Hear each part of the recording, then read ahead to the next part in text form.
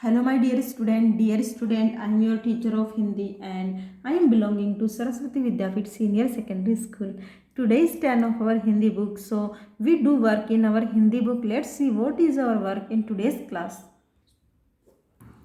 Dear student, आज का हमारा टॉपिक है कठपुतली। ये हमारा 4th चैप्टर है। इस चैप्टर में हम कठपुतली के बारे में पढ़ेंगे। जैसा कि आप जानते हो, कठपुतली सारे बच्चे कठपुतली से अच्छी तरीके से परिचित है, यानी हमने कभी ना कभी बचपन में या अभी कठपुतलियों का खेल देखा है। तो कठपुतलियों के मन की व्यथा जो है, मन की बातें हैं, वो आज इस चैप्टर में हम पढ़ेंगे। देखिए, कठपुतली गुस्से से उबली, बोली, ये धागे क्यों है मेरे पीछे आगे, इन्हें तोड़ दो, मुझे मेरे पाँव पर छोड़ दो। मगर मगर पहली कठपुतली सोचने लगी, ये कैसी इच्छा मेरे मन में जगी। सुनकर बोली और कठपुतलियाँ कि हाँ, बहुत दिन हुए हमें अपने मन के छंद छुए। तो बच्चों, मैंने अभी आपको बताया 3 चैप्टर हमारे हो गए हैं और ये हमारा चौथा चैप्टर है। इसका नाम कठपुतली। अब आप कठपुतली अच्छे से जानती हो। गुस्से से उबली कठपुतली, आप जानते हो कठपुतली क्या होती है। जैसे कि आपको डायग्राम में दिख रहा है, धागे से इसको कंट्रोल किया जाता है। कठपुतली का जब भी हमें खेल दिखाया जाता है तो धागे से इसको कंट्रोल किया जाता है। अब गुस्से से उबली यानी बहुत ज़्यादा गुस्सा आया। मन के छंद यानी मन की इच्छाएं। तो ये जो पाठ है, जिसकी कविता है, ये भवानी प्रसाद मिश्र के द्वारा लिखी गई है और ये हमारी जो पुस्तक है वसंत, उसी के कठपुतली का ये चैप्टर है। तो इसमें कवि ने क्या बताया, इसमें कवि ने कठपुतलियों के द्वारा पराधीन जो लोग हैं, यानी जो गुलाम लोग हैं, उनके मन की भावनाओं को जगाने का प्रयास किया है, या उनके मन में स्वतंत्रता के प्रति, आज़ादी के प्रति ऐसा भाव आए ताकि वो खुद आज़ादी महसूस करे। तो इस प्रकार का भाव दिखाया गया। इसमें क्या है, इसमें कठपुतली एक गुलाम व्यक्ति का प्रतीक है, पराधीन व्यक्ति का प्रतीक है, यानी कि कठपुतली दिखाती है कि वह पराधीन है। जैसे कि आप जानते हो, कठपुतली को कोई दूसरा ही व्यक्ति नियंत्रित करता है। तो कठपुतली एक पराधीन व्यक्ति है, जो उसे क्या होता है, दूसरों के इशारों पर नाचना पड़ता है। और कठपुतलियों के लिए नाचना काफ़ी असहनीय हो जाता है। पराधीनता यानी गुलामी हमारे लिए काफ़ी ज़्यादा मुश्किल हो जाती है। कभी कभी ये हमारे लिए बर्दाश्त के बाहर हो जाती है। और एक कठपुतली उनमें से है, उसके लिए ये इस प्रकार की जो पराधीनता है उसके लिए एक असहनीय बन जाती है। तो इसका विद्रोह कर देती और वह कहती है कि मेरे आगे पीछे जो तुमने धागे लगा रखे हैं, मुझे कंट्रोल करने के लिए, मुझे नियंत्रित करने के लिए, मुझे इन पे नहीं नाचना है, मुझे तुम्हारे इशारों पर नहीं नाचना है और मुझे अपने पैरों पे खड़ा होना है। मुझे मेरे पाँव पर छोड़ दो, मतलब मुझे मेरे पैरों पर खड़ा होना है, मुझे मेरे हिसाब से जीने दो। आगे क्या कहा, मगर पहली कठपुतली सोचने लगी, ये कैसी इच्छा मेरे मन में जगी। और जो पहली कठपुतली है वह यह सोचकर, बाकी कठपुतलियाँ उसकी बातों पर सहमति जताती है और बोलती हैं कि हाँ ये तो होना चाहिए, यानी हमें स्वतंत्रता मिलनी चाहिए। लेकिन उनमें से पहली कठपुतली सहसा रुक जाती है। वो सोचती है कि मैं ये क्या सोचने लगी, ये कैसी भावनाएं मेरे मन में आने लगी। हम तो कठपुतलियाँ हैं, हमें तो दूसरों के अनुसार ही चलना पड़ता है। तो मैंने ये कैसे सोचने लगी कि मुझे अपने पाँव पे खड़ा होना है, मुझे अपने हिसाब से मेरी ज़िंदगी जीनी है। तो क्या मैं एक कठपुतली होकर अपनी आज़ादी के लिए बात कर रही हूँ? क्या मैं ये आज़ादी मिलने के बाद में इस आज़ादी की जिम्मेदारी को निभा पाऊँगी? क्या मैं खुद आत्मनिर्भर बन के अपने बल पर जीवन जी सकती हूँ? तो बच्चों, ये एक कविता थी। हमें क्या कहा कि आप हमें खुला छोड़ दो। कठपुतली बोली कि मुझे मेरे पाँव पर छोड़ दो, यानी मुझे अपने हिसाब से, मुझे मेरी आज़ादी के अनुसार जीने दो। और साथ ही क्या बोली, मुझे मेरी आज़ादी के अनुसार जीने दो, क्योंकि मुझे बहुत समय हो गया है अपने मन के छंद छुए, यानी कि अपने मन की जो इच्छाएं हैं उनको पूरा किए हुए काफ़ी समय अरसा हो गया है। तो आप हमें आज़ाद कर दो ताकि हम हमारे अनुसार हमारा जीवन, आत्मनिर्भर जीवन जी सके। तो बच्चों, इस कविता में कठपुतली के माध्यम से कवि ने बताया है कि हम इंसानों को, ये तो कठपुतलियाँ हैं, हम इंसानों को भी पराधीन जीवन नहीं जीना चाहिए, दूसरों के अधीन नहीं रहना चाहिए। हमें अपनी आज़ादी के लिए, हमें गुलामी की जंजीरों को तोड़ना चाहिए, हमें हमारी आज़ादी के लिए कुछ ना कुछ करना चाहिए। तो बच्चों, ये चैप्टर था आपका कठपुतली और आपको ये समझ में आ गया, यानी मैंने आपको अच्छे से समझाया। अगर कन्फ्यूजन आपको है तो आप इसको कमेंट करके हमें पूछिए। अब साथ ही हमें आज क्या करना है, इसके प्रश्न उत्तर भी करने। तो देखिए, पाठ्य पुस्तक के प्रश्न उत्तर। कठपुतली को गुस्सा क्यों आया? तो उत्तर है, कठपुतली के अंग अंग में पराधीनता रूपी धागे बंधे हुए थे, जिनका संचालन पराये हाथों में था। वह अपनी इच्छा से कुछ भी नहीं कर सकती थी। अपनी ऐसी दयनीय दशा देखकर कठपुतली को गुस्सा आ गया। तो कठपुतली है तो उसका हर हिस्सा जो है, हर बॉडी का पार्ट जो है, हर अंग जो है दूसरों से कंट्रोल किया जाता है, दूसरे से कंट्रोल करते हैं और वो अपनी इच्छा से कुछ नहीं कर पाती हैं। तो अपनी ऐसी दया वाला जीवन देखकर उसको गुस्सा आ गया। आगे हैं, कठपुतली अपने पाँवों पर खड़ी होने की इच्छा है। कठपुतली को अपने पाँवों पर खड़ी होने की इच्छा है, लेकिन वह क्यों नहीं खड़ी होती? तो उत्तर है, कठपुतली स्वतंत्र होना चाहती है, वह स्वावलंबी बनना चाहती है, लेकिन स्वतंत्रता के साथ आने वाली जिम्मेदारी और अपनी क्षमता के बारे में सोचकर वह झिझकती है। अपने पैरों पर खड़े होने का तात्पर्य है आत्मनिर्भर होना, किसी से सहायता की अपेक्षा न करना।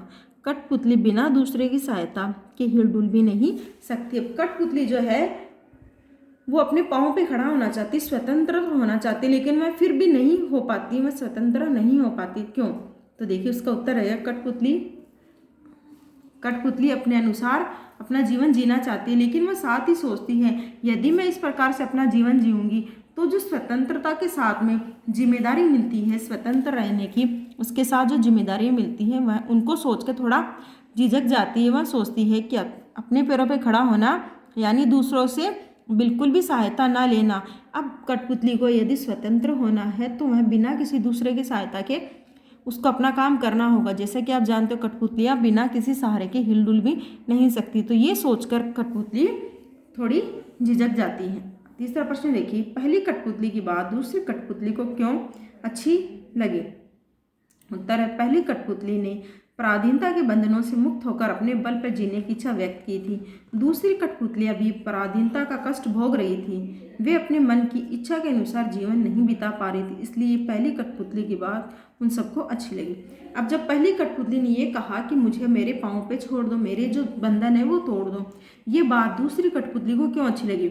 तो इसका मतलब है पहली कठपुतली ने जब ये बात कही, वो अपनी पराधीनता, अपनी गुलामी के जंजीरों को तोड़ना चाहती थी, अपने बल पे जीना चाहती थी। तो दूसरी कठपुतलियां भी इसी प्रकार का जीवन भोगती थी, उनको भी गुलामी में रहना पड़ता था, वो भी अपने अनुसार अपना जीवन नहीं जी पाती थी। इसी कारण पहली कठपुतली की बात दूसरी कठपुतली को बहुत अच्छी लगी। आगे है चौथा प्रश्न देखिए, पहली कठपुतली ने स्वयं कहा कि ये धागे क्यों है मेरे पीछे आगे, इन्हें तोड़ दो, मुझे अपने पाँवों पर छोड़ दो। तो फिर वह चिंतित क्यों हुई कि ये कैसी इच्छा मेरे मन में जगी? नीचे दिए गए वाक्यों की सहायता से अपने विचार व्यक्त कीजिए। देखिए, उसे दूसरी कठपुतलियों की जिम्मेदारी महसूस होने लगी, उसे शीघ्र स्वतंत्र होने की चिंता होने लगी। वह स्वतंत्रता की इच्छा को साकार करने और स्वतंत्रता को हमेशा बनाए रखने के उपाय सोचने लगी। वह डर गई क्योंकि उसकी उम्र कम थी। अब कठपुतली उसने कहा कि मुझे आज़ादी चाहिए, मुझे मेरे आगे पीछे धागे उनको तोड़ दो। तो उसे दूसरी कठपुतलियों की आज़ादी की चिंता होने लगी, यानी उसकी जिम्मेदारियों की टेंशन उसको चिंता होने लगी, महसूस होने लगी। उसने सोचा कि मेरी जल्दी से जल्दी आज़ादी हो जाए, स्वतंत्र मैं हो जाऊं। और स्वतंत्रता को, अब उसको स्वतंत्रता तो शायद मिल जाए, लेकिन उसको हमेशा कैसे बनाए रख सकती, उसके बारे में वो सोचने लगी। वह डर गई थी, यानी उसको काफ़ी कम उम्र में उसको आज़ादी चाहिए, स्वतंत्रता चाहिए। ये बात सुन के वो डर गई थी। आगे है दूसरी कठपुतली। अब इन्हीं का हमें क्या करना है, विचार व्यक्त करने हैं। ये हमारे दिए गए, इनका विचार व्यक्त करना है। वैसे तो मैंने आपको बता दिए, लेकिन फिर भी एक बार हमारे चैप्टर के उत्तर में देखिए। दूसरी कठपुतलियां द्वारा भी स्वतंत्र होने की इच्छा प्रकट किए जाने पर पहली कठपुतली सोच में पड़ गई। शायद वह सोचने लगी कि क्या वह दूसरी कठपुतलियों की जिम्मेदारी उठा पाएगी। जब पहली कठपुतली पर सबकी स्वतंत्रता की जिम्मेदारी आती है तो वह इतनी बड़ी और बिल्कुल नई जिम्मेदारी उठाने में डर जाती है, इसलिए वह सोचती है कि यह कैसी इच्छा मेरे मन में जगी। तो ये तो हो गया आपके पाठ्य पुस्तक के।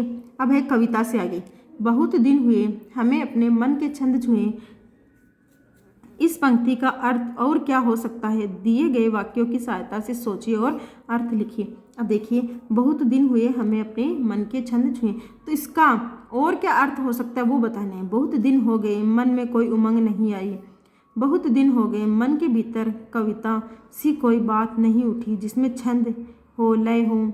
बहुत दिन हो गए गाने गुनगुनाने का मन नहीं हुआ, बहुत दिन हो गए, मन का दुख दूर नहीं हुआ और नए मन में खुशी आई।